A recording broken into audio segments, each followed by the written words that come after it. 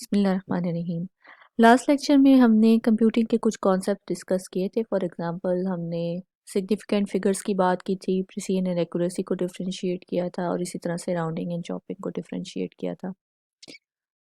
और इसी तरह से शुरू में हम ये डिस्कस कर चुके हैं कि न्यूमेरिकल एनालिसिस में हम उन तमाम मैथमेटिकल प्रॉब्लम्स के अप्रॉक्सीमेट सॉल्यूशंस फाइंड करने की कोशिश करते हैं जो कि डायरेक्ट या एनालिटिकल टेक्निक से सॉल्व नहीं हो सकते या कॉम्प्लिकेट हो जाते हैं। और फिर ज़्यादा बेहतर होता है कि आप इनडायरेक्ट यानी न्यूमेरिकल मेथड्स की तरफ चले जाएं to find the approximate solutions.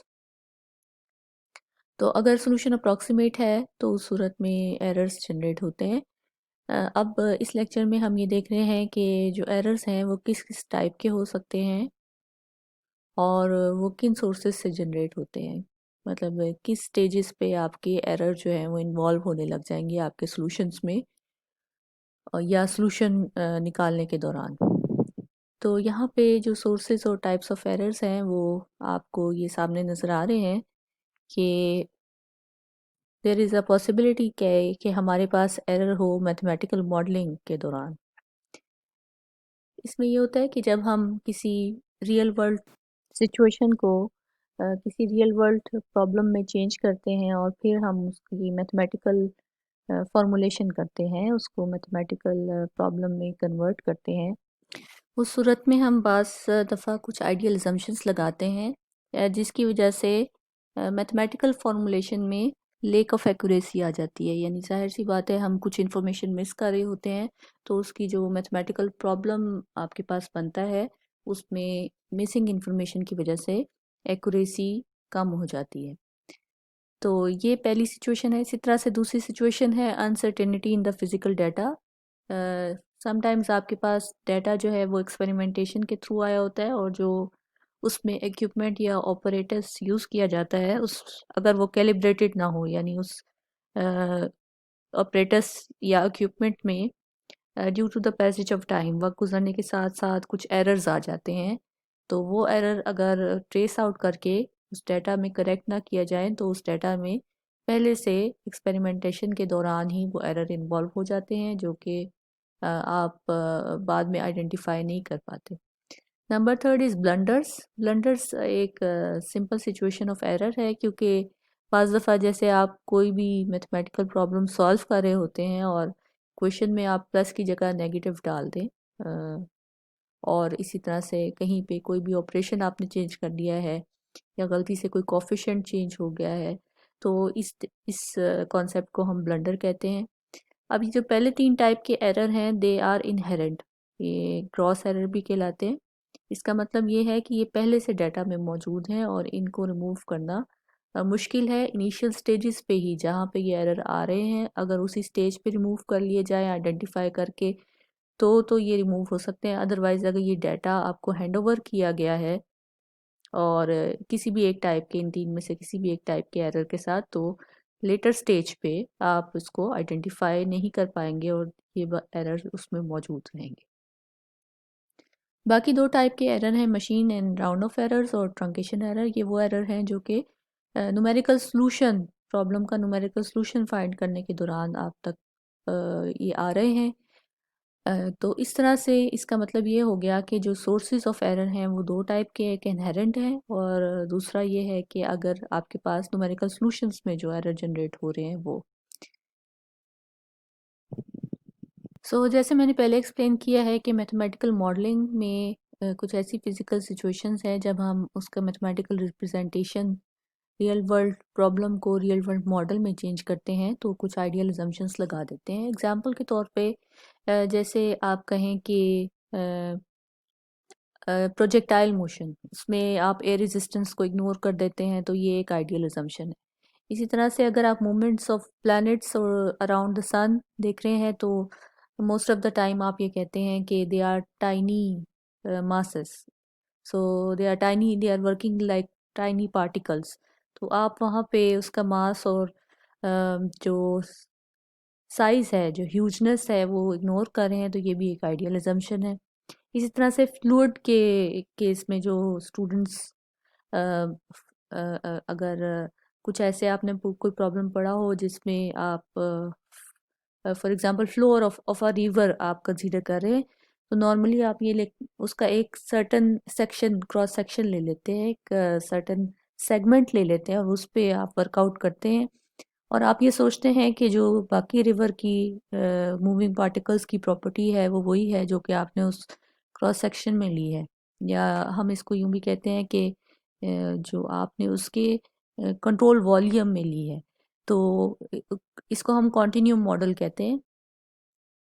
तो हम कहते हैं कि material properties are same everywhere, तो ये भी एक आइडियल अजम्पशन है। तो इस तरह से जिस भी आप फिजिकल फिनोमिना में इस टाइप की आइडियल अजम्पशन लगाएंगे तो उसकी मैथमेटिकल फॉर्मूलेशन में लेक ऑफ एक्यूरेसी आएगी, जो कि आप बाद में लेटर न्यूमेरिकल सोल्यूशन फाइंड करने के दौरान remove. Next, uncertainty in physical data. ये भी मैंने जैसे पहले एक्सप्लेन किया है कि एक्सपेरिमेंटल डाटा में बाज़ दफ़ा अनसर्टेनिटी या एरर है।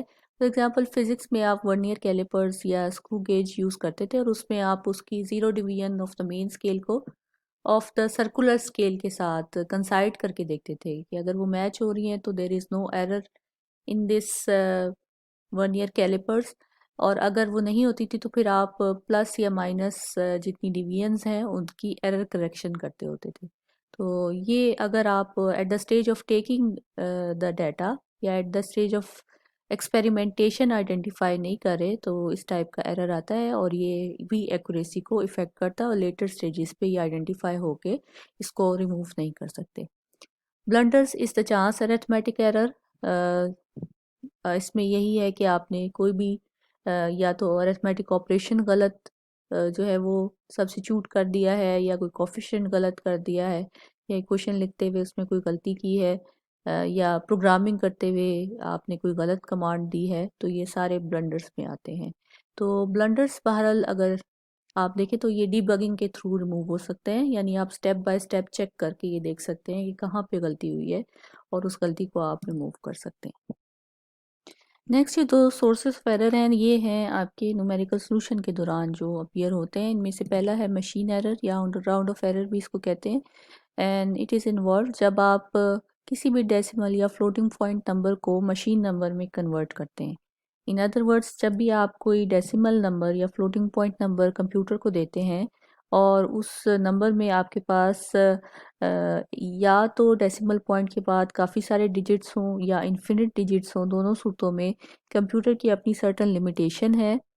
तो उस लिमिटेशन की वजह से कंप्यूटर उस नंबर को राउंड करेगा या चॉप करेगा। तो इस लिहाज से आपके पास जो एरर आएगा that will be called as machine error या राउंड ऑफ एरर।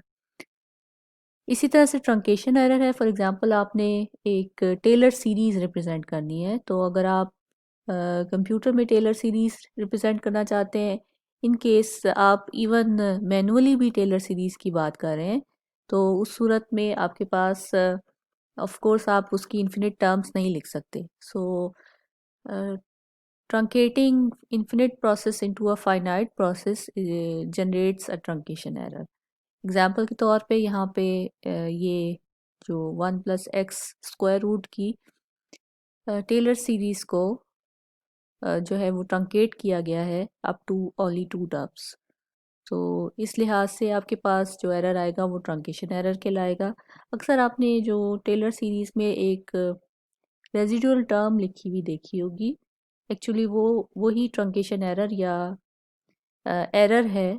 जबकि आप टेलर सीरीज़ को कुछ n नंबर ऑफ टर्म्स तक अगर ट्रंकेट करें तो n+1 टर्म से जो आप आगे छोड़ रहे हैं उसको, उसकी वजह से जो एरर आता है वो ट्रंकेशन या रेजिडुअल एरर आता है।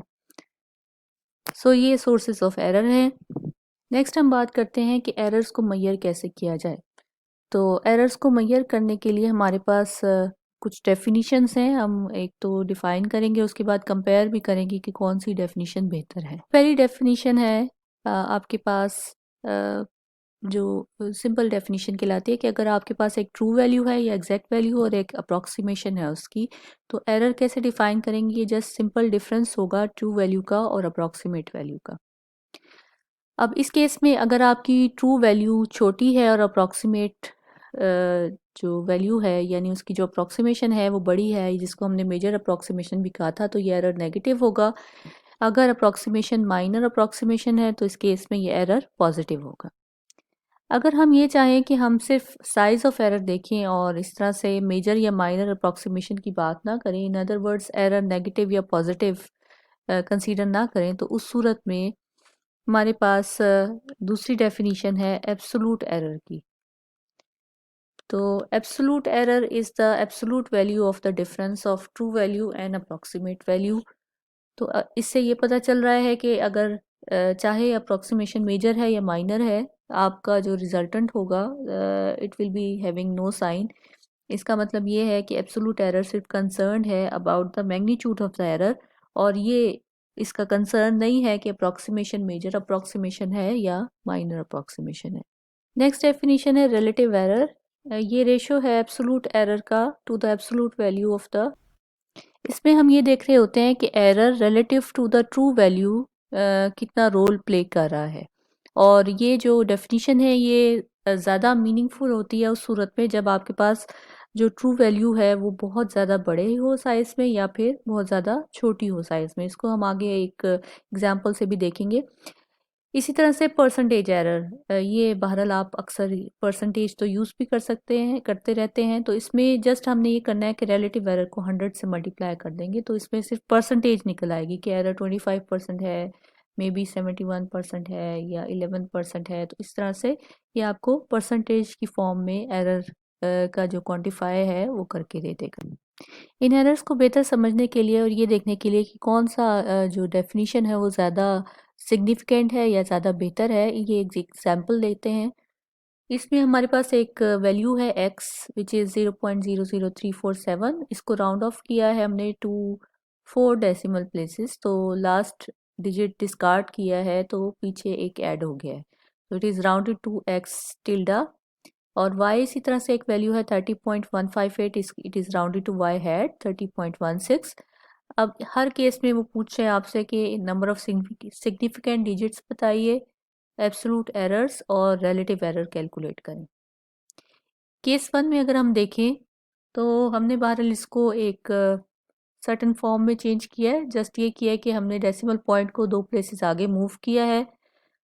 तो अगर आप राइट की तरफ मूव करेंगे तो उस सूरत में यहाँ पे बेस 10 की पावर -2 आएगी। तो वैसे भी अगर आप सिग्निफिकेंट डिजिट्स बताना चाहते तो हमें पता है कि जो आपके लीडिंग ज़ीरोज़ हैं वो सिग्निफिकेंट नहीं होते, तो यहाँ पे सिग्निफिकेंट डिजिट सिर्फ 2 बनते, 3 और 5। नेक्स्ट इस केस के लिए एब्सोलूट एरर निकालते हैं। So it is only the absolute value of the difference of x actual number और राउंडेड नंबर एक्स टिल्डा। तो आंसर ये आपके पास आया। अगेन इसमें हम डेसिमल को 3 के साथ मूव कर रहे हैं तो 4 प्लेसेस आगे गए हैं, तो 10 की पावर -4 आई है। इसी तरह से रिलेटिव एरर अगर निकालना है तो एब्सोलूट एरर को ही एक्स मॉड से डिवाइड कर दीजिए, तो यहाँ से 0.00865 और आंसर में 0.865 इंटू 10 पावर -2 आ गए। सिमिलरली केस 2 में 30.16 है और इसको हमने एक स्टैंडर्ड नोटेशन में चेंज किया है। एक्चुअली ये notation normalised floating point notation कहलाती है, जिसमें पॉइंट के फ़ौरन बाद एक नॉन ज़ीरो डिजिट होता है। तो यहाँ पे दोनों केसेस में, पहले और दूसरे दोनों केसेस में हम इसी नोटेशन के साथ चल रहे हैं।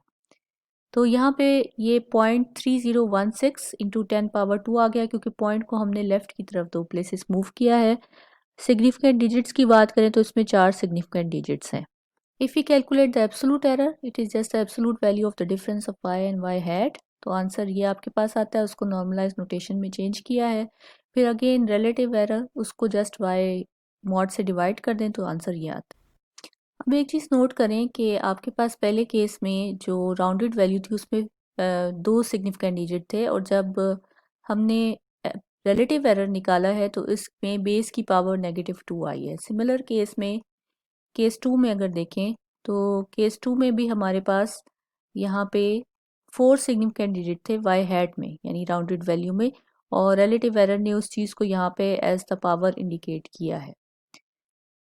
सो यहाँ पे देखें ये इंडिकेट भी किया हुआ है। ये 0.865 को 1 से लेस ले लीजिए, तो ये रिलेटिव एरर 10 - 2 से छोटा होने का मतलब ये है कि 2 सिग्निफिकेंट डिजिट तक, डेसिमल पॉइंट के बाद 2 डिजिट तक ये करेक्ट है, और उसके बाद आप इसकी करेक्टनेस की गारंटी नहीं दे सकते।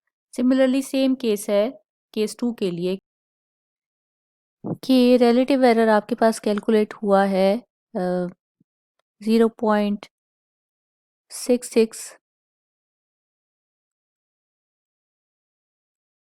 और इंटू 10⁻⁴। सो ये 0.66 जो है वो 1 से छोटा है, तो आप इसको लिख सकते हैं 1 into 10⁻⁴। In other words it is equal to 10⁻⁴।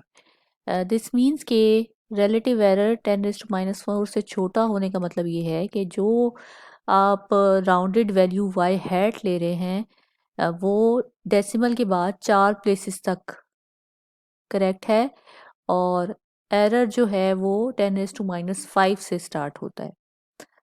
इसका मतलब ये है कि हमें ये पता चला कि रिलेटिव एरर जो है वो एक इंडिकेशन देता है कि आपके पास जो अप्रॉक्सीमेशन आप यूज़ कर रहे हैं उसमें सिग्निफिकेंट नंबर्स की तादाद क्या है, और जबकि एब्सोल्यूट एरर ऐसी कोई इंडिकेशन आपको नहीं दे रहा। तो इस तरीके से हमें ये पता चल रहा है कि रिलेटिव एरर डेफिनेशन जो है वो ज़्यादा बेहतर है और उससे ज़्यादा अच्छा एनालिसिस हो सकता है as compare to absolute error. इसी बात को मज़ीद समझने के लिए एक और एग्जांपल लेते हैं। एग्जांपल नंबर 2 है, जैसे मैंने शुरू में कहा था कि रिलेटिव एरर उस सूरतों में ज़्यादा अ, अच्छा होता है और आपको ज़्यादा जो है वो अच्छा इन्फॉर्मेशन देता है जब आपके पास ट्रू वैल्यू या बहुत ज़्यादा बड़ी हो या आपके पास वैल्यू बहुत ज़्यादा छोटी हो। तो let us consider the true value is 10⁻⁵। तो ये काफ़ी ह्यूज और लार्ज वैल्यू है। अगर हम ये कहें कि इसमें एक एरर 10⁻⁶ एग्जिस्ट करता है, कि हमने कोई भी अप्रॉक्सीमेशन एक्स टिल्डा इसके लिए ली है और उस एक्स टिल्डा की वजह से जो एरर जनरेट हो रहा है वो 10⁻⁶ है, तो हमने यहाँ पे रिलेटिव एरर कैलकुलेट करना है। हम दोनों कैलकुलेट करके देखेंगे, एब्सोल्यूट और रिलेटिव एरर, और देखेंगे कि दोनों में से ज़्यादा मीनिंगफुल जो है वो रिजल्ट कौन सा डेफिनेशन, कौन सी एरर डेफिनेशन दे रही। तो देखा जाए तो एब्सोल्यूट वैल्यू एरर को तो कैलकुलेट करने की यहाँ ज़रूरत भी नहीं है, क्योंकि देखिए एरर उन्होंने कहा है 10⁻⁶ है, तो इसकी एब्सोल्यूट वैल्यू भी अगर ले ले तो ये एरर सेम रहेगा, तो इसका मतलब है एब्सोल्यूट एरर 10⁻⁶ है। अब इससे लग रहा है कि एरर बहुत ज़्यादा बड़ा है, लेकिन जब हम रिलेटिव एरर डेफिनेशन यूज़ करके रिजल्ट निकालते हैं तो हमें पता चलता है कि ये error relative to the value बहुत छोटा है, ये इतना बड़ा नहीं है। इसका मतलब है अप्रॉक्सीमेशन जो है वो बैड अप्रॉक्सीमेशन नहीं है, ये टू सर्टेन एक्सटेंट रिलायबल है। तो इसको कह रहे हैं निकालने के लिए 10⁻⁶ यानी एब्सोल्यूट एरर को डिवाइड कर दें एक्चुअल वैल्यू 10⁻15 से, तो आंसर आ रहा है 10⁻⁹। तो ये ज़्यादा मीनिंगफुल है ये बताने के लिए कि एरर इतना बड़ा नहीं है। असल में क्योंकि वैल्यू इटसेल्फ बड़ी थी तो उसके लिहाज से एरर जो है वो बड़ा शो हो रहा था, लेकिन जो अप्रॉक्सीमेशन है relative to that value that is reliable और एक्सेप्टेबल।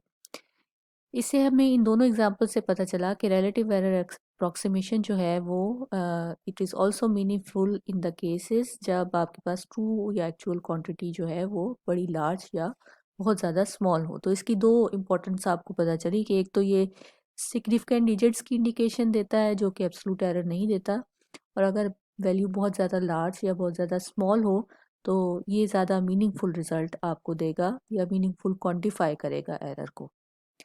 नेक्स्ट लेक्चर में हम नॉर्मलाइज साइंटिफिक नोटेशन को एक्सप्लेन करेंगे और देखेंगे कि standard way of expressing the floating point numbers वो आप कैसे करते हैं, और फिर इसी को फिर हम स्विच कर जाएंगे कंप्यूटर अरिथमेटिक की तरफ।